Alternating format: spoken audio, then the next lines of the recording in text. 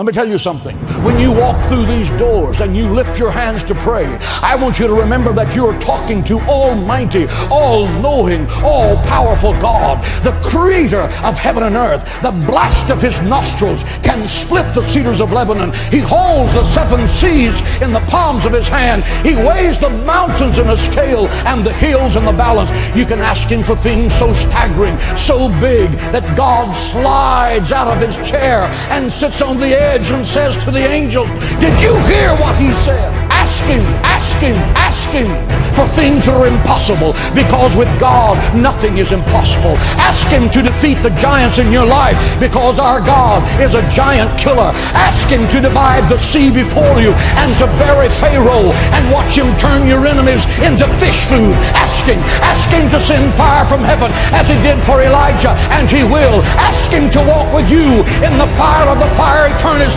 and be the fourth man in the fire, and he will. He said you will walk through the fire and the fire will not burn you. You will walk through the water and the water will not drown you. Ask him. He's the God who cannot fail. He's waiting to show you great and mighty things. Ask him.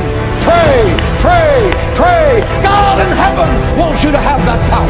You are made in the image of God. God is not a statue. He speaks, he thinks, he talks, he feels our infirmities. He answers our prayer. He's alive. He's Jehovah Shammah, the God who is there. He's Jehovah Nissi, the Lord who is our banner. He's Jehovah Shalom, the God our peace. Pray, pray, pray.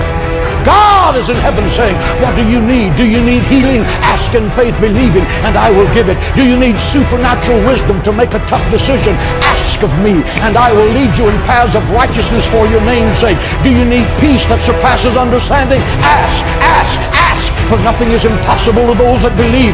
No good thing will he withhold from those that diligently seek him. Do you need the impossible? Then open your mouth. Open your mouth in faith, believing. You're not talking to the President of the United States. You're not talking to Bill Gates. Both of them together can't control their next breath.